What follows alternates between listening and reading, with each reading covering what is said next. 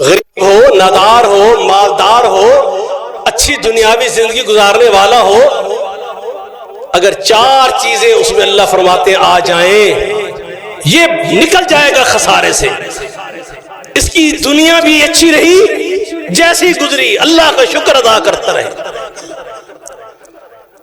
الحمد لله نحمده ونستعينه ونستغفره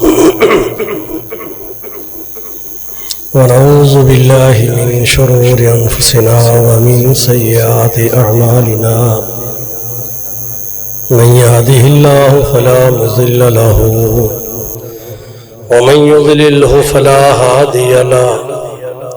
وأشهد أن لا إله إلا الله وحده لا شريك له وأشهد أن محمدا عبده ورسوله. أما بعد فإن خير الحديث كتاب الله وخير الهدي هدي محمد صلى الله عليه وسلم وشر الأمور محدثاتها وكل محدثة بدعة وكل بدعة ضلالة وكل ضلالة في النار. أعوذ بالله السميع العليم من الشيطان الرجيم. بسم الله الرحمن الرحيم. والعصر إن الإنسان لفي خسر إلا الذين آمنوا وعملوا الصالحات وتواصوا بالحق وتواصوا بالصبر.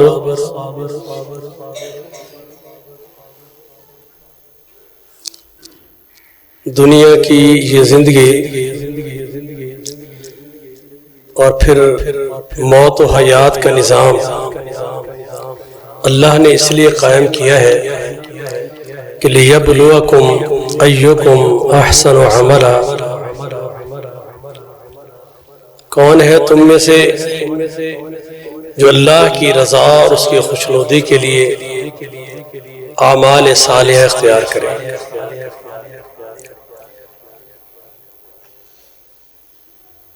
دنیا میں انسان نے ایک مخصوص وقت کے لیے آیا ہے،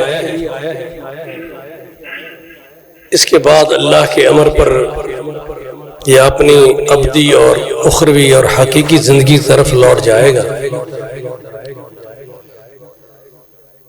اس زندگی میں دو مقامات میں سے، دو زندگیوں میں سے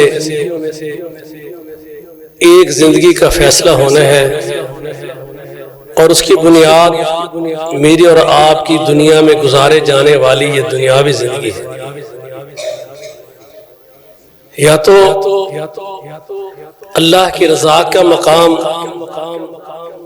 وہاں اخروی زندگی قائم ہے جو ابدی زندگی ہے، حقیقی زندگی ہے، اور اللہ کی رضا والی، جنتوں والی، خوبصورت محلات والی، پاک اور اطہر ملنے والی، بیویوں والی زندگی. لا يسمعون فيها لغوا ولا تأثیما،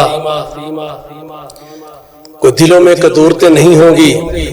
وَنَزَعْنَا مَا فِي صُدُورِهِم مِّن غِلٍّ إِخْوَانًا عَلَىٰ سُرُرٍ مُتَقَابِلِينَ. دنیا میں آپس میں رنجشیں ہو جاتی ہیں، ناراضگیاں گلے ہو جاتے ہیں، جس کو دلوں میں رکھنے کی باقی اسلام اجازت نہیں دیتا. اللہ وہاں پر بھی اہل ایمان کے دلوں کو ان رنجشوں سے پاک کر دے گا، جنت کے تختوں پہ، محلات پہ بٹھا دے گا. وہ بڑی عظیم کامیابی والی زندگی ہے. ذالک هو الفوز العظیم. لیکن یہ کامیابی والی زندگی، اللہ کی رضا والی زندگی، اللہ کی خوشنودی والی زندگی، دکھوں سے پاک زندگی، پریشانیوں سے ہر لحاظ سے بالکل پاک اور اطہر زندگی، آپس میں محبتوں کو قائم رکھنے والی زندگی، پھر کبھی موت نہ آنا، اس میں کبھی دکھ نہ آنا، کبھی تکلیف نہ آنا، پریشانی نہ آنا، بلکہ آپس میں محبتوں کا عروج ہونا، اللہ کی رضا کا حصول ہونا، یہ ساری کی ساری ایک موت کے بعد والی زندگی ہے جسے ہم جنت کی زندگی، اخروی نجات والی زندگی، اللہ کی رضا والی زندگی سمجھتے ہیں۔ انتہائی عظیم الشان وہ لوگ ہوں گے جن کو اللہ کی طرف سے یہ زندگی مل جائے گی، اور کچھ لوگ ہوں گے جو محض خسارے کی زندگی گزاریں گے۔ وَمَنْ خَفَّتْ مَوَازِينُهُ فَأُولَٰئِكَ الَّذِينَ خَسِرُوا أَنفُسَهُمْ فِي جَهَنَّمَ خَالِدُونَ، وہ لوگ بھی ہوں گے جنہوں نے اللہ کو ناراض کرنے والے اعمال کیے ہوں گے، جنہیں شریعت نے گناہ سے تعبیر کیا ہے۔ اگر یہ گناہوں والی زندگی ہوئی، تیرے ترازو تیرا گناہوں والا جھک گیا، تو نے دنیا میں رب کی بغاوتیں کی، ناراض کیا، اس کے احکامات کو پسے پشت ڈالا، اس کے نبیوں کی بات کو نہ مانا، محمد رسول اللہ صلی اللہ علیہ وسلم کی سنت کو اہمیت نہ دی، اپنی خواہش اپنی ذات کو اہمیت دی، اپنے معاشرے اپنے کلچر کو اہمیت دی، اپنے ماحول اپنی برادری کو اہمیت دی، اللہ اس کے رسول کی احکامات ان کی قدر و قیمت اس کو بالائے طاق رکھ دیا، پھر جب قیامت کا دن ہوگا اللہ فرماتے ہیں اگر تیری خطاؤں کا گناہوں کا پرڑا جھک گیا، نیکی کم رہ گئی، گناہ زیادہ ہو گئے، پھر اللہ فرماتے ہیں معاملہ خطرناک ہے، پھر اللہ کا عذاب جہنم اس بندے کے لیے تیار ہے جو بڑا ہی خطرناک ہے، جس کا تصور بھی ممکن نہیں ہے کہ ہم اس کو برداشت کر سکیں۔ اس سے بڑی کیا بات ہے کہ نبی صلی اللہ علیہ وسلم فرماتے ہیں جہنم میں جلنے والا شخص جو اللہ کے عذاب کی گرفت میں ہو، نبی صلی اللہ علیہ وسلم فرماتے ہیں مسجد نبوی میں لایا جائے، وہ سانس باہر نکال دے اور مسجد نبوی مجمع عام سے بھری ہو، اس کے سانس نکالنے سے جل کے راکھ ہو جائے، یہ عذاب ہے۔ اس دن بندہ خسارے والا ہوگا۔ اللہ فرماتے ہیں جو سورت چھوٹی سی میں نے تلاوت کی ہے کہ والعصر، اللہ نے زمانے کی قسم کھائی، یہ نماز عصر کے وقت کی قسم کھائی۔ وَمَنْ أَصْدَقُ مِنَ اللَّهِ قِيلًا، اللہ سے بڑھ کے سچ کہنے والا کوئی نہیں، لیکن وہ جس بات کی اہمیت اپنے بندوں کو سمجھانا چاہتا ہے اللہ اس پر قسم کھاتے ہیں تاکہ اس عظیم ذات کی عظیم قسم پر بندہ دہل جائے، ڈر جائے، اللہ کی رضا کے لیے کمر بستہ ہو جائے، گناہ سے ہٹ جائے۔ اللہ قسم کھاتے ہیں ان الانسان لفی خسر، ہر انسان جو دنیا میں پیدا ہوا ہے، حکمران ہو، وزیر ہو، بادشاہ ہو، تاجر ہو، لینڈ لارڈ ہو، رقبوں کا مالک ہو، زمینوں کا اس پر ایک کنٹرول رکھنے والا ہو، اس کی حکومت ہو، سردار ہو، علاقے کا چودھری ہو، ایم این اے ہو، ایم پی اے ہو، گھر کا سربراہ ہو، لوگ اس کے احترام کرتے ہوں، عزتیں کرتے ہوں، عظیم الشان رہائشی ہو، بڑی بڑی گاڑی ہو، بڑے بڑے عہدوں پر فائز ہو، دنیا کی ساری نعمتیں اس کو مل جائیں، اللہ فرماتے ہیں تب بھی یہ خسارے والا ہے، یہ گھاٹے والا ہے، یہ برباد ہونے والا ہے، اس کے مقدر اچھے نہیں ہیں، نصیب اچھے نہیں ہیں۔ دنیا دار لوگ تو کہیں گے جیسے قارون کو دیکھ کر کہا تھا۔ اللہ کا قرآن بڑی عظیم کتاب ہے، اللہ ایسے ایسے، اور اس امت پر سب سے بڑا احسان مجھ پر اور آپ پر اللہ کا یہ ہے کہ ہمیں سب سے آخری پیغمبر کی آخری امت بنا دیا ہے، اور ساری امتوں کے اقوال افعال، ان کے کردار، ان کی جزا و سزا کے سارے معاملات اللہ نے اس قرآن میں بیان کر کے سمجھا دیا تاکہ یہ امت اللہ کی بن کر رہے، اللہ کی باغی نہ بنے۔ اگر اس کے باوجود ہم اللہ کے اس قرآن پر غور نہ کریں، اللہ فرماتے ہیں قرآن پاک میں فخرج علی قومہ فی زینتہ، قارون اپنے لاؤ لشکر کے ساتھ، کر و فر کے ساتھ، اپنے حکومتی اقتدار کے ساتھ، اس کے تمام پروٹوکول کے ساتھ اپنے خزانوں کے ساتھ بڑے طریقے کے ساتھ جب بڑے کرو فرسے تکبر سے وہ چلتا ہوا زمین پر اپنے تمام علاقہ کے لوگوں میں، معاشرے میں، حکومت کے اندر جب وہ ایک معاشرے کے اندر نکل کر آ رہا تھا، لوگ کھڑے حیران تھے. یریدون الحیات الدنیا، وہ لوگ کہنے لگے جن کا مطمع نظر دنیا ہے، جو دنیا میں ریچھ گئے، دنیا کو اپنا سمجھ کر بیٹھ گئے، ان کا مرنا جینا دنیا ہی بن گئی، وہ دنیا ہی پر رہنے کے لیے اپنی ہر کوشش کرتے رہے. جب انہوں نے دیکھا یہ قارون ہے، لاؤ لشکر کے ساتھ ہے، اقتدار ہے، بڑی اس کے پاس مال و متاع ہے، عہدے ہیں، اس کے پاس نوکر ہیں، اس کے پاس ہما قسم کی سواری ہے، بڑی ہی شان والا یہ بندہ ہے. جب وہ نکل کے آ رہا تھا، یریدون الحیات الدنیا یا لیت لنا مثل ما اوتی قارون، یہ دنیا کا حریص اس وقت بھی یہ کہہ رہا تھا کاش میرے پاس یہ سب کچھ ہوتا، میں بھی اسی شان و شوکت والا بن کے دنیا میں رہتا. جس طرح کا انداز اور جس طرح کی شہرت، جس طرح کا مقام قارون کو حاصل ہے، کاش میں بھی ایسا ہوتا. انہ لذو حظ عظیم، اس جیسا خوش نصیب دنیا میں ہے ہی کوئی نہیں. یہ کون سوچتا ہے؟ جس کی نظر دنیا پر اور جس کی نظر اس چند روزہ زندگی پر نہ ہو. اللہ فرماتے ہیں قال کم لبثتم فی الارض عدد سنین، ہر بندے سے سوال کیا جائے گا، اس مجرم سے، اس دنیا دار سے جو دنیا کی زندگی کو سب کچھ سمجھتا ہے. اللہ پوچھیں گے دنیا میں کتنا عرصہ زندہ رہا ہے تم؟ یہ 100 سال گزارنے والا، 90 سال گزارنے والا، 80 سال گزارنے والا، تخت پر بیٹھ کر حکومتیں کرنے والا، دنیا کے اندر جاہو جلال سے جینے والا، ساری آسائشات حاصل کرنے والا، اللہ کے سامنے کہے گا کہ قالوا لبثنا یوما او بعض یوم فاسأل العادین. اللہ حالت یہ ہے ہم تو دن یا دن کا کچھ حصہ وہاں رہے. اب دو ہی باتیں ہیں. جب بندہ دنیا اللہ کے عذاب کو دیکھے گا، دنیا کی زندگی ایسے محو ہو جائے گی، آسائشات کا خاتمہ ہو جائے گا، ذہن پر اچھی گزری ہوئی دنیاوی زندگی کا وجود باقی نہیں بچے گا. یا اللہ کے اس دن 50,000 سال دن کے مقابل میں خود ہی سوچیے 80-100 سال کی حیثیت کیا ہے. اسی پر سب کچھ ہوگا. اللہ فرماتے ہیں والعصر ان الانسان لفی خسر. قارون کی مثال دے کر میرے رب نے بتا دیا یہ مال و متاع، یہ دنیا کے عہدے، یہ دنیا کے آسائشات، اس پر نہ سوچا کرو کہ یہ بڑے نصیب والا ہے، یہ بڑے اچھے مقدر والا ہے، اس کا تو اللہ نے بازو پکڑ لیا ہے، اس کو بڑا عروج دے دیا ہے.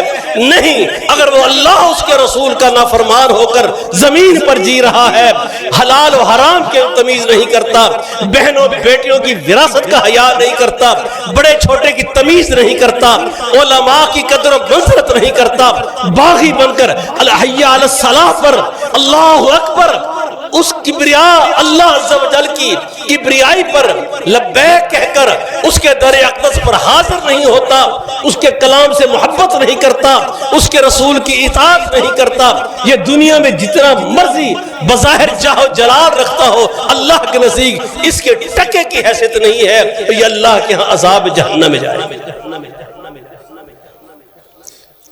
یہ سوچ اہل ایمان کی سوچ نہیں. یہ مال و متاع، اس کا زیادہ مل جانا، محض مال و متاع کی زیادتی اللہ کی رضا کی دلیل نہیں ہے. اس لیے فرمایا ان الانسان لفی خسر. اس کی جتنی دنیاوی زندگی آسائشات ہیں ان کو دیکھ کر اللہ فرماتے ہیں یہ خسارہ ہی خسارے میں ہے، بھلے جتنا مرضی آسائشات زندگی اعلیٰ سے اعلیٰ گزار رہا. بھائیو اگر یہ اتنی عظیم چیز ہوتی، اسی پر میرے رب کی رضا اور ناراضگی کے فیصلے ہوتے کہ جو جتنا مالدار ہے اتنا اللہ کیا خوش نصیب ہے، اتنا اللہ کا محبوب ہے. اگر یہ معیار ہوتا، سعید بن مسیب رحمت اللہ علیہ تابعین میں سے ایک واقعہ ذکر کرتے ہیں، کہا ہم نے آنکھوں سے محمد رسول اللہ صلی اللہ علیہ وسلم کے گھروں کو دیکھا ہے. مسجد نبوی میں اللہ کے پیغمبر صلی اللہ علیہ وسلم کی قبر اطہر اور منبر رسول کے درمیان بیٹھے اور تذکرے ہو رہے، کہتے کہ ہم نے محمد رسول اللہ صلی اللہ علیہ وسلم کی ازواج مطہرات کے، آپ کے گھروں کو دیکھا ہے. پیغمبر کی پاک اور اطہر بیویوں کے شب روز جس گھروں میں گزرتے تھے، ہم نے وہ حجرات دیکھے ہیں، وہ کمرے دیکھے ہیں، کچے تھے، پتھروں سے جڑے ہوئے تھے، کھجور کے لکڑیوں کے ساتھ جانوروں کے بال اٹیچ کر کے ان کو پردے کے طور پہ لٹکایا گیا تھا. گھر کی لمبائی جو ہے حجرے کی اتنی تھی کہ اس میں اس روایت کے مطابق اگر غور و خوض کیا جائے تو 10-12 فٹ کی لمبائی اور 6 فٹ کی چوڑائی اس قسم کے وہ حجرے تھے، کچے حجرے تھے. آگے کچی ان کے کھجور کے تنوں کی چھتیں تھیں، ان کے آگے جو اس پہ پردے گرے ہوئے تھے وہ بھی کھجور کی لکڑیوں کے اور اس میں ڈالے ہوئے جانوروں کے بکریوں کے بالوں کو اٹیچ کر کے پردے بنائے ہوئے تھے. کہنے لگے وہ وقت آیا جب محمد رسول اللہ صلی اللہ علیہ وسلم صحابہ بھی ابھی زندہ تھے، ہم بھی بیٹھے دیکھ رہے تھے کہ ایک حکم نامہ آیا خلیفہ ولید بن عبد الملک کا. اسے کہا مسجد کو وسعت دو، نمازی تنگ ہو رہے ہیں، جو افراد بڑھتے جا رہے ہیں، مسجد تنگ ہوتی جا رہی ہے، اس کو اور وسیع کر دو. پہلی وسعت سیدنا عثمان نے دی تھی، فرمایا اس کو اور وسیع کرو. وسیع کرنے لگے تو نبی صلی اللہ علیہ وسلم کے ازواج مطہرات کے حجرے مسجد کے اندر آتے تھے، ان کو گرانا پڑتا تھا. ولید بن عبد الملک نے گورنر مدینہ کو یہ حکم نامہ جاری کیا کہ یہ حجرے گرا کر مسجد میں شامل کر دیے جائیں. کہنے لگے میں نے اس دن دیکھا، میں نے اللہ کے نبی کے صحابہ کو، میں نے مدینہ کے رہنے والوں کو کبھی اتنا دکھی نہ دیکھا، گرتے آنسو ایسے کبھی نہیں دیکھے تھے، ہچکیوں میں بندھی ہوئی آوازیں نہیں سنی تھیں. جب انہیں پتہ چلا کہ رسول اللہ صلی اللہ علیہ وسلم کے یہ حجرات، یہ نشانیاں، اللہ کے نبی کے آثار جو امت کے لیے سبق تھے، آج ان کو گرایا جا رہا ہے. ہم اتنے اس میں پریشان حال تھے. میں نے مدینہ کے لوگوں کو، صحابہ کو، تابعین کو، اس مدینہ کے رہنے والوں کو اس مسجد کے اندر ان کی داڑھیاں آنسوں سے تر دیکھی، ان کی ہچکیوں بھری رونے دھونے کی آوازیں دیکھی، اور ہم پریشان ہو رہے تھے. اللہ کے پیغمبر کے صحابہ اور مدینہ کے تابعین اس دن جتنا رو رہے تھے میں نے کبھی ان کو روتے نہیں دیکھا. اللہ کے نبی کے آثار مٹ رہے ہیں آج. یہ بھی نہیں کیا جیسے آج احتجاج کرو، جلوس نکالو، ہڑتالیں نکالو، لوگوں کا جینا دو بھر کر دو، روڈ بلاک کر دو. نہیں، یا ایھا الذین آمنوا اطیعوا اللہ واطیعوا الرسول واولی الامر منکم. اپنے حکمرانوں کی بات مانی جائے گی. فَإِن تَنَازَعْتُمْ فِي شَيْءٍ فَرُدُّوهُ إِلَى اللَّهِ وَالرَّسُولِ. ان کے خلاف اگر کوئی بات نہ مانی جائے، ان کو کسی حکمت و دانائی سے اپنا صحیح موقف ان کے سامنے رکھا جائے، اس وقت جب ان کی بات کتاب و سنت سے متصادم ہو جائے. کہتے سعید بن مسیب کہتے ہیں جو آنسوں سے رو رہے تھے، دو وجوہات تھی. ایک یہ کہ اللہ کے پیغمبر کی نشانیاں مٹ رہی ہیں، اور ایک یہ کہ کاش یہ گھر رہ جاتے. پروان چڑھنے والی نسلیں دیکھتی اللہ کی مخلوق میں سب سے بڑھ کے اللہ کا محبوب. یہ اس کی دنیاوی آسائشات زندگی تھی، یہ اس کے محلات تھے، یہ ان کے رہن سہن تھے. وہ پاک اور اطہر بیویاں نبی صلی اللہ علیہ وسلم کی ام المومنین، جن کے تذکرے رب کے قرآن میں موجود ہے، یہ ان کی رہائش گاہیں تھیں، جن کے لیے جنت قیامت کے دن جنت کے اعلیٰ محلات ساری مخلوقات سے بڑھ کے محمد کے تخت پر جو جلوہ گر ہوں گی وہ اللہ کے نبی کی یہ بیویاں ہوں گی صلی اللہ علیہ وسلم. ان کے حجرے گرائے جا رہے ہیں. ہماری خواہش تھی وہ کہتے ہیں، لیکن ہم امیر کے حکم پر، خلیفۃ المسلمین کی آرڈر پر آنسو گراتے رہے. ہم نے کوئی احتجاج نہیں کیا. وجہ کیا تھی؟ اللہ کے گھر نبی صلی اللہ علیہ وسلم مسجد کو وسعت دی جا رہی تھی، لیکن چاہت ہماری یہ تھی کہ لوگ دنیا کے ہر کونے سے آئیں گے، اللہ کے نبی کی مسجد میں آئیں گے، محمد رسول اللہ صلی اللہ علیہ وسلم کے گھروں کو دیکھیں گے، ان کے دلوں میں رب کو منانے کے لیے، اعمال صالحہ کے لیے جو زندگی، آخری زندگی تیار کرنے والے اعمال ہیں، ان کی طرف بھاگ دوڑ کریں گے، اور دنیا کی آسائشات میں، لالچ میں، حرص میں، نجائز کمائی میں، جائز و ناجائز طریقوں سے مال جمع کرنے کی ہوس، اعلیٰ سے اعلیٰ رہائش کا شوق، جس سے آخرت خراب ہو، وہ سارے اس لیے چھوڑ کے پیچھے ہٹتے جائیں گے کہ یہ محمد کی آسائشات ہے صلی اللہ علیہ وسلم. اللہ اپنے نبی سے سیکھیں گے کہ یہ دنیا کی زندگی میرے نبی کا مطمع نظر نہیں تھا. اللہ تمہیں رزق حلال سے منع نہیں کرتا، اللہ تمہیں جائز محنت سے منع نہیں کرتا. فانتشروا فی الارض وابتغوا من فضل اللہ. اللہ کی زمین وسیع ہے، حلال ذرائع اختیار کرو، حلال رزق کی تگ و دو کرو، لیکن یاد رکھو اس کے حصول میں اللہ کی نافرمانی نہیں ہونی چاہیے، اس کے پیغمبر کی نافرمانی نہیں ہونی چاہیے. سوچئے ایک باپ دنیا میں، ایک بھائی زندگی میں بہن کو وراثت سے محروم کرتا ہے، باپ بیٹی کو وراثت سے محروم کرتا ہے، بہن یا بیٹی وراثت رب کے قرآن کے مطابق لینے سے انکار کر دیتی ہے، حالانکہ یہ رب کا قانون تھا، یہ رب کے فیصلے تھے. اللہ فرماتے ہیں تلک حدود اللہ، یہ رب نے قوانین اتارے ہیں، یہ رب نے قوانین مقرر کی ہیں. یاد رکھنا وَمَن يَعْصِ اللَّهَ وَرَسُولَهُ وَيَتَعَدَّ حُدُودَهُ يُدْخِلْهُ نَارًا خَالِدًا فِيهَا. اب جو اللہ کے قوانین کو، حدوں کو توڑے گا، اللہ عز و جل کی نافرمانی کرے گا، اللہ اس کو ہمیشہ جہنم کی آگ میں ڈال دے گا، ہمیشہ کے. یہ دنیا کی ہوس ہمیں کہاں لے جا رہی ہے؟ اس اللہ فرماتے ہیں کہ والعصر ان الانسان لفی خسر. کسی کی دنیاوی زندگی کے طور دیکھ کر، مال و متاع دیکھ کر، اپنے بارے میں یا کسی بسے میں سے نکلنے والے غریب اور نادار بندے کو جو لبیک کہتا ہوا رب کے حکم پر آ رہا ہے، حلال و حرام سے بچتا ہے، سادہ زندگی گزار رہا ہے، اور اس لیے کہ میرا اللہ مجھ سے راضی ہو جائے، کبھی یہ نہ کہو یہ بیچارہ ہے، اور یہ نہ کہو کیا بات ہے اس پہ اللہ راضی ہو گیا ہے. ان مال و متاع کی بنیاد پر فیصلے نہ کیا کرو. اللہ کے نبی فرماتے ہیں یہ اللہ کی رضا کی دلیل ہوتی، اللہ کافروں کو مچھر کے پر کے برابر بھی دنیا میں سے کچھ نہ دیتا.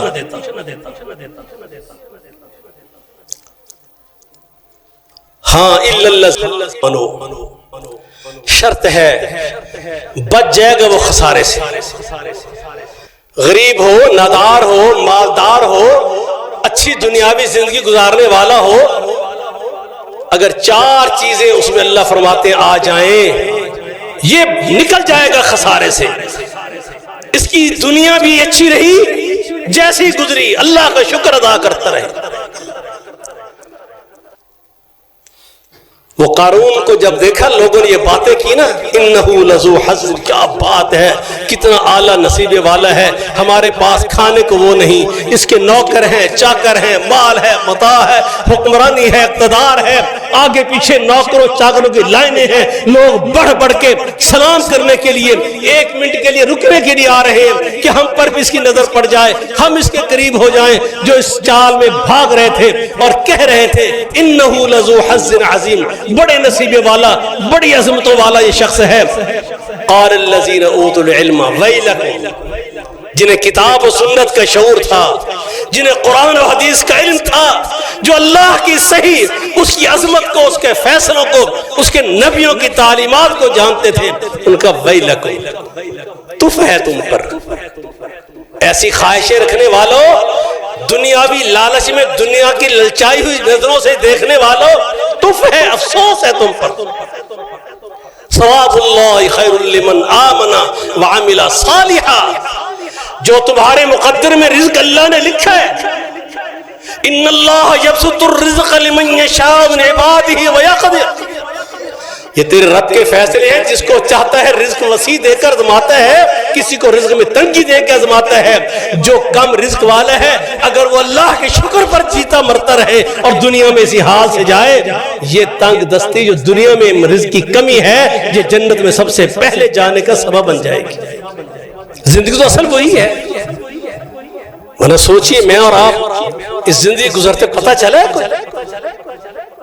میں تو خود اپنی گلیوں میں سے گزرتا ہوں جہاں میرا بچپن گزرا ہے، آج 63 سال کی عمر ہو گئی، یوں پتہ چلتا ہے کل کی بات ہے۔ اور سچ کہتا ہے اللہ کا قرآن، لبسنا یوما او بعض یوم، دنیا کہے گی اللہ ایک دن یا کچھ حصہ رہے۔ کیا زندگی ہے؟ اللہ فرماتے ہیں ان اہل علم نے کہا ثواب اللہ، جو اللہ نے تمہارے مقدر میں لکھا، مال دیا، زندگی دی، اولاد دی، عشائشات دیے، خیر لمن آمن وعمل صالحا، یہ بڑی ہی ایک مومن کے لیے اللہ کی اس نعمت پر شکر کرتے کرتے وہ نہیں تھکتا۔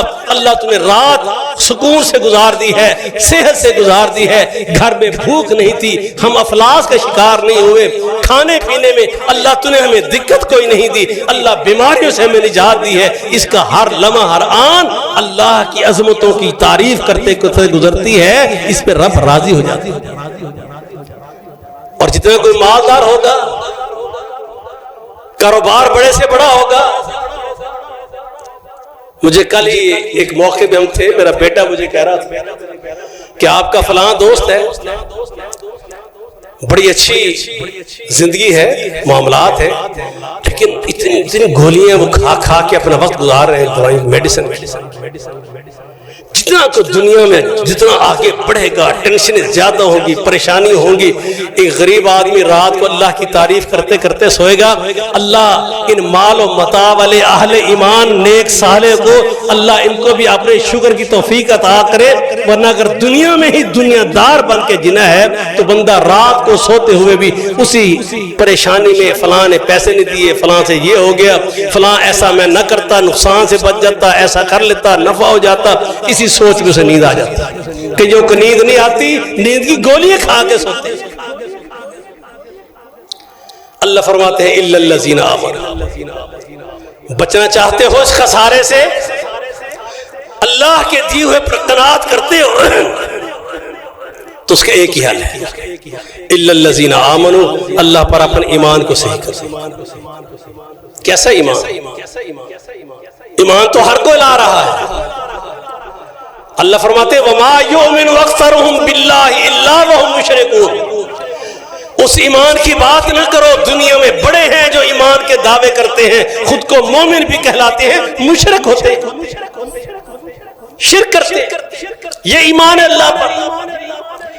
الذین آمنوا ولم یلبسوا ایمانہم بظلم، اللہ فرماتے مومن وہ ہے جس کے ایمان میں شرک کا ایک ذرہ بھی موجود نہیں ہے۔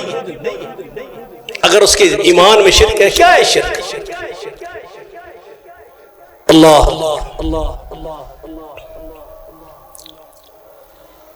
اللہ کے ساتھ جب بندہ نا امید ہوتا ہے، اس کی رحمت سے نا امید ہو جاتا ہے، پھر یہ شرک کی طرف جاتا ہے۔ میری اللہ سنتا نہیں ہے، مسجد میں اللہ سے بھی دعائیں کر رہا ہے، یا علی مدد بھی کہہ رہا ہے، یا رسول اللہ مدد بھی کہہ رہا ہے، علی حجویری کو داتا بھی مان رہا ہے، غیروں کے آستانوں پہ حاضری بھی دے رہا ہے، اولاد بھی مانگ رہا ہے، اللہ دتا بھی گھر میں موجود ہے، پیرہ دتا بھی گھر میں موجود ہے، اللہ بخش بھی گھر میں موجود ہے، اور پیر بخش بھی گھر میں موجود ہے۔ یہ عقیدہ ہے تمہارا، یہ اللہ پر ایمان ہے۔ ایسا ایمان رکھ کے کہتے ہم جنت میں چلے جائیں گے؟ ہم گناہگار ہیں، اللہ ہمارے سنتا نہیں ہے۔ جب تجھے شعور نہیں تھا تو مانگنے کے قابل نہیں تھا۔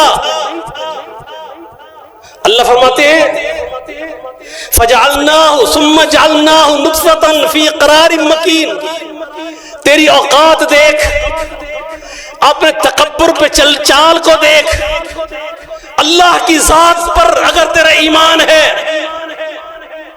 تیری حیثیت کیا ہے؟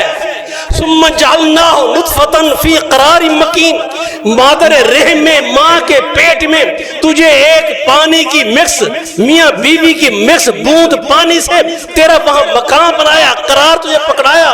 فخلقنا النطفۃ علاقۃ فخلقنا العلاقۃ مضغۃ فخلقنا المضغۃ عظاما فکسونا العظام لحما۔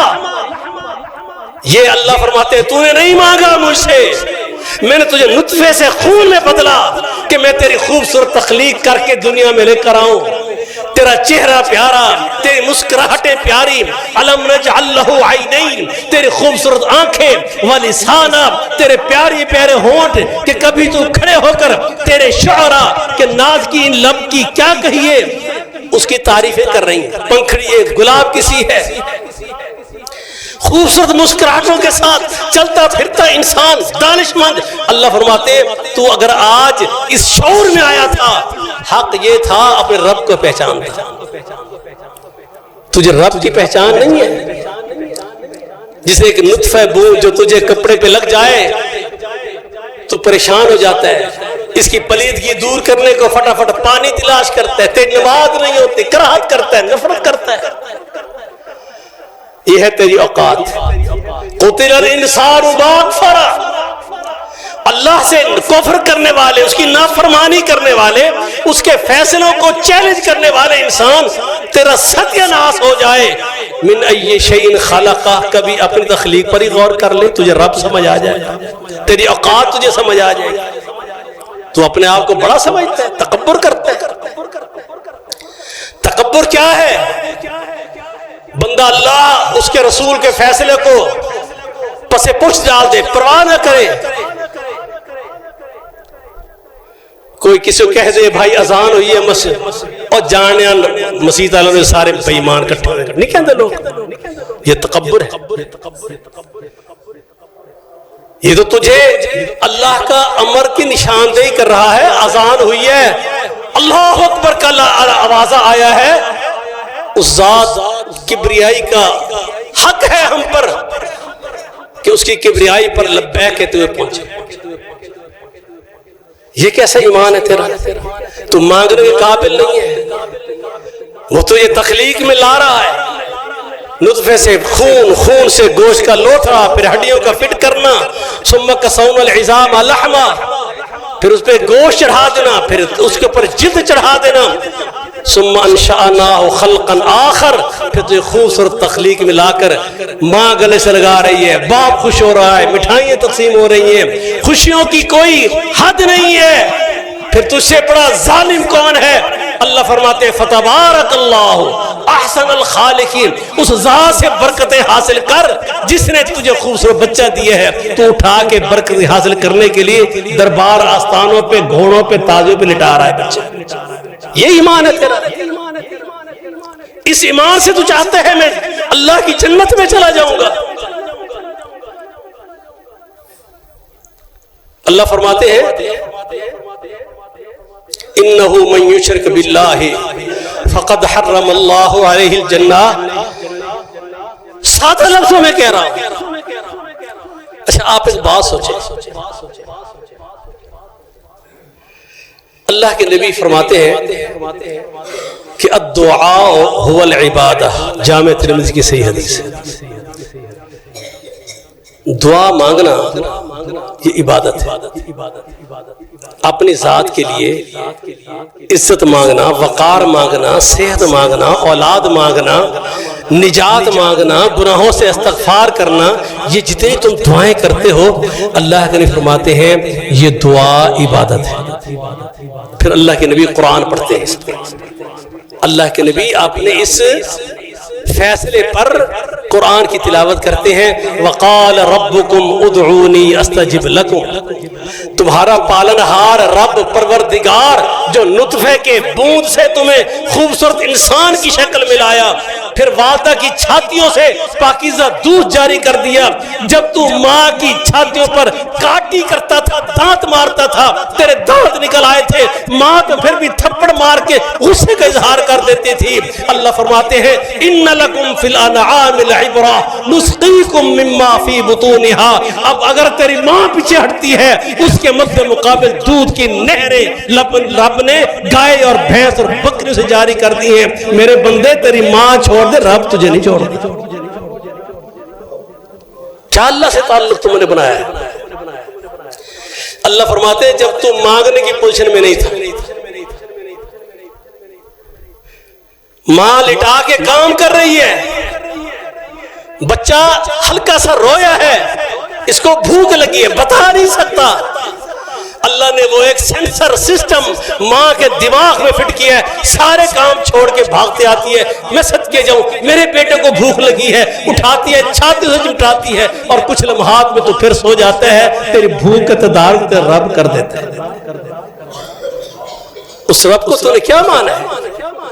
اللہ فرماتے ہیں اب جب تو شعور میں آیا ہے نا, اب تجھے مانگنا چاہیے رب کی عظمت کی خاطر. جب تو مانگنے کے قابل نہیں تھا, بن مانگے رب نے دیا ہے. اب رب چاہتا ہے یہ دنیا کے سامنے بتائے, پہلے بھی دینے والا وہی تھا, اب بھی دینے والا وہی ہے. پھر ہاتھ اٹھا کے رب سے مانگے, اور اس انداز سے مانگے کہ اللہ تو دیتا ہے, کائنات میں کوئی نہیں دے سکتا. لا الہ الا اللہ. انکار کر پہلے, کوئی نہیں جو داتا ہو, کوئی نہیں جو حاجت روا ہو, کوئی نہیں جو مشکل کشا ہو, کوئی نہیں جو اولاد دینے والا ہو. لا الہ الا اللہ. ہاں میرا عقیدہ ہے ایک ہی ذات ہے, جو دیتا ہے وہ اللہ ہے. اللہ فرماتے بندے ادعونی, مجھ سے مانگ. ان الذین یستکبرون عن عبادتی. یہاں قرآن میں اللہ نے دعا کو عبادت فرمایا. اگر تو مجھ سے نہیں مانگے گا یہ تیرا تکبر ہے, وہ میری عبادت سے تکبر ہے, تجھے جہنم میں ذلیل کر کے اللہ ڈال دے گا. بن مانگے دینے والے سے آج اگر زبان مانگنے کے لیے رب نے دیے, مانگ اس سے. اللہ کے نے فرماتے ہیں دعا عبادت ہے. پھر قرآن کی یہ آیت پڑھ کے بتایا کہ یہ اللہ نے قرآن میں بھی فرما دیا کہ دعا مانگنا عبادت ہے. اب اس پہ ذرا غور کیجیے. میرے پاس فیصل آباد سے پروفیسروں کی ایک جماعت تھی, 5 لوگوں پر مشتمل. رات میرے پاس رہے, صبح ناشتہ کیا. اس میں اہل حدیث بھی تھے, دیوبندی بریلوی بھی تھے, اور کوئی 2 پروفیسر ایسے بھی تھے جو اپنے آپ کو کہتے بھی ہم تو کسی فرقے گروہ میں نہیں. ناشتہ کیا میرے پاس. وہ عیسائیت پر 5 پروفیسر عیسائی مذہب پر اسلام کی جو برتری ہے اس کی ریسرچ کر کے مختلف لائبریریوں میں جا رہے تھے. تو میلسی کی سب سے بڑی لائبریری ہے جو آپ کے تقریباً جنوبی پنجاب میں سب سے بڑی ہے, جھنڈیر لائبریری کے نام سے. وہ اس کے وزٹ پر آئے تھے, رات میرے پاس رہے. صبح ناشتے پہ میں نے دیکھا اس میں ہما قسم کے لوگ موجود ہیں, ہر ذہن کا بندہ موجود ہے. میں نے ان سے پوچھا کہ محمد رسول اللہ صلی اللہ علیہ وسلم کی یہ حدیث ہے اور قرآن کی یہ آیت ہے کہ الدعاء هو العبادہ, اور قرآن کی آیت میں نے پڑھی, اب بتاؤ اس پہ تمہیں کوئی اختلاف ہے؟ ان سب نے کہا جی, بریلوی نے بھی کہا, جو شیعہ ذہن کا تھا وہ بھی, جو کو دیوبندی ذہن کا, انہوں نے کہا جی نہیں, اس میں کوئی شک نہیں, دعا واقعی عبادت ہے. میں نے پوچھا اچھا پھر یہ بتاؤ اختلاف سے ہٹ کے, تعصب سے ہٹ کے, اگر دعا عبادت ہے, ایک بندہ کہتا ہے یا اللہ مدد, اللہ میری مدد کر, پریشان ہوں, مصیبت میں گھرا ہوا ہوں, بے اولاد ہوں, یا اللہ مدد, یا اللہ مدد. جب وہ یا اللہ مدد کہتا ہے اور یہ دعا عبادت ہے, تو یہ عبادت کس کی کر رہا ہے؟ سادہ سی بات ہے, یہ اللہ کی. میں نے کہا پھر اپنے ایمان سے پوچھو, جب وہ یا علی مدد کہے گا اور یا رسول اللہ مدد کہے گا, یا عبد القادر جیلانی مدد کہے گا, پھر بتاؤ یہ عبادت کس کی ہوگی؟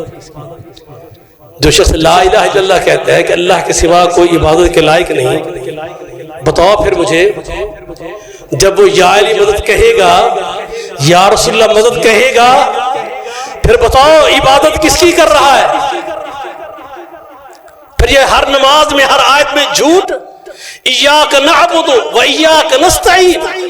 اللہ عبادت بھی یقین, میرا مالک تو دلوں کو جانتا ہے.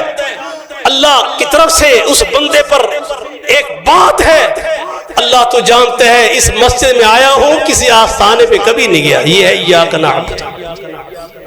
اللہ تو جانتا ہے ہاتھ تیرے آگے اٹھائے ہیں کبھی کسی کے آگے نہیں اٹھائے، ایاک، اللہ تو ہی ہے جس کی ہم عبادت کرتے ہیں، تو ہی ہے بس، اور کوئی وَإِيَّاكَ نَسْتَعِينُ۔ اللہ سمندروں میں ہوں، لہروں میں ہوں، ہواؤں میں ہوں، فضاؤں میں ہوں، گھروں میں ہوں، بیماری میں ہوں، تکلیفوں میں ہوں، دکھوں میں ہوں، اللہ سوائے تیرے کسی کو نہیں بلایا ہم نے۔ وَإِيَّاكَ نَسْتَعِينُ، مدد تجھ سے ہی مانگتے ہیں۔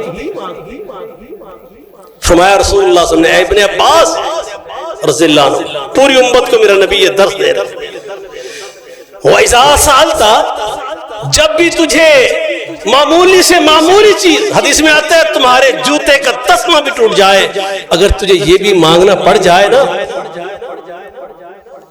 فَاسْأَلِ اللَّهِ، فَاسْأَلِ اللَّهِ علماء، پس رک جانا ہے، نہیں مانگنا کسی سے، فَاسْأَلِ اللَّهِ، ایک ہی ذات اسے تو مانگے گا اور وہ اللہ ہے۔ وَإِذَا اسْتَعَنْتَ، کسی پریشانی مصیبت دکھوں میں تو گر گیا ہے، تجھے مدد کی ضرورت ہے، فَاسْتَعِن بِاللَّهِ، پس رک کے، تیرا نبی تجھے حکم دے رہا ہے اللہ کے سوا کسی سے نہ مانگنا، إِلَّا الَّذِينَ آمَنُوا، اللہ پر ایمان، یہ ایمان ہے کہ تم غیروں سے مانگو، غیروں کے آگے ہاتھ پھیلاؤ، ان سے استعانت کی دعائیں کرو، یہ ایمان ہے۔ اللہ فرماتے ہیں وَمِنَ النَّاسِ مَن يَقُولُ آمَنَّا بِاللَّهِ وَبِالْيَوْمِ الْآخِرِ وَمَا هُمْ بِمُؤْمِنِينَ، دنیا میں بڑے تمہیں لوگ ملیں گے ہمارا اللہ پر ایمان ہے، رسولوں پر ایمان ہے، آخرت پر ایمان ہے، اللہ کے ریکارڈ میں لکھا ہے، آواز آتی ہے وَمَا هُمْ، یہ مومن نہیں ہے۔ چار چیزیں میں رب نے بیان کی ہیں، خسارے سے انسان کون بچے گا؟ جس میں چار چیزیں ہوں گی۔ پہلی، اللہ کی ذات، اللہ پر ایمان، رب العالمین ہے تیرا، پالتا ہے تجھ کو، کھلاتا ہے تجھ کو، تیرے شعور میں نہیں ہے، تجھے جلاتا ہے، تو اپنے آپ پہ غور کر۔ اب اللہ چاہتا ہے بندے، جب تم مانگنے کے قابل نہیں تھا نا، تو اس وقت تجھے کوئی کھلا پلا نہیں رہا تھا، تیری ماں کے پیٹ میں تو کیسے پل رہا ہے کوئی نہیں جانتا، خوراک مل کیسے رہی ہے کوئی نہیں، اللہ تجھے کھلاتا ہے پلاتا ہے، جب تو شعور میں آتا ہے۔ اب اللہ کہتا ہے وقال ربکم، رب لفظ کیا استعمال کیا؟ وقال ربکم، وہ جو تیرا پالن ہار ہے وہ تجھے حکم دے رہا ہے، ادعونی، اب تو مجھ سے مانگے گا، اب میں ہوں تیرا داتا، میں ہوں تیرا مشرق کشا، میں ہوں تیرا دستگیر، میں ہوں تیری بگڑے بنانے والا، میں ہوں غریبوں کو نوازنے والا، میں ہوں ذرے کو نوازنے والا، مجھ سے مانگ، تیرا رب حکم دیتا ہے۔ جب تو مانگنے کی حالت میں نہیں تھا، بن مانگے میں دیتا رہا، اب تیرا رب چاہتا ہے تو مجھ سے مانگ، اور کسی سے نہیں مانگنا۔ اگر تو کسی اور سے مانگے گا، تیرا ایسا مانگنا، تیرا ایسا ایمان، تیرا ایسا اللہ کو لا الہ الا اللہ کہنا کوئی ضرورت نہیں، اللہ تجھے جہنم کی دہتی آگ میں ڈالے گا۔ اللہ تو رحمان ہے، رحیم ہے، فرمایا ہاں میرے فیصلہ سن لو، ان اللہ لا یغفر ان یشرک بہ، جو شرک کی حالت میں مرا اللہ کے لیے فرماتے ہیں، اللہ فرماتے ہیں میں الرحمن بھی ہوں، الرحیم بھی ہوں، الغفار بھی ہوں، ساری میری خوبیاں صفتیں ہیں، میں اپنے ان بندوں کو ضرور معاف کروں گا۔ من مات وہو یعلم انہ لا الہ الا اللہ دخل الجنہ، اس حال میں مرے اللہ کے ساتھ شرک نہ کرتا ہو، اللہ اس کو جنت کے محلات میں بھیج دے۔ اور ایک حدیث میں فرمایا رسول اللہ صلی اللہ علیہ وسلم نے، میرے بندے اگر تو اللہ پر ایمان ایسا رکھے، اس کے نبی پر ایمان ایسا رکھے، اس کی تعلیمات پر ایمان ایسا رکھے، تو نے اللہ کے ساتھ شرک نہیں نہ کیا، پھر تیری موت آ گئی تو اپنے آپ کو توحید پر شرک سے بچا کے زندگی گزاری ہے۔ اگر تیرے گناہ، جامع ترمذی کی حدیث قدسی ہے، تیرے گناہ اس پوری زمین سے آسمان تک کے پورے خلا کو بھر دے، اتنے زمین پر پھیلے، آسمان کی بلندیوں کو چھونے والے گناہ ہوئے اور شرک نہ ہوا، تو میں اللہ والی، مجھے کوئی پرواہ نہیں، میں چاہوں گا سارے معاف کر دوں۔ لیکن اگر شرک تو نے کیا تیرے رب کا فیصلہ یہ اللہ کی کائنات میں زمین پر سب سے بڑا رب کا گستاخ ہے اور اللہ کے نبی کا گستاخ ہے جو اللہ کے ساتھ شرک کرتا ہے، اس کی معافی نہیں ہے۔ اللہ مجھے اور آپ کو صحیح ایمان کی توفیق عطا فرمائے۔ زندگی رہی تو پھر اگلے 3 ٹاپک پہ بات کریں گے۔ 4 باتیں ہیں خسارے سے بچنے کے لیے، اللہ مجھے اور آپ کو اس پہ عمل کی توفیق عطا فرمائے۔ وما علینا الا البلاغ۔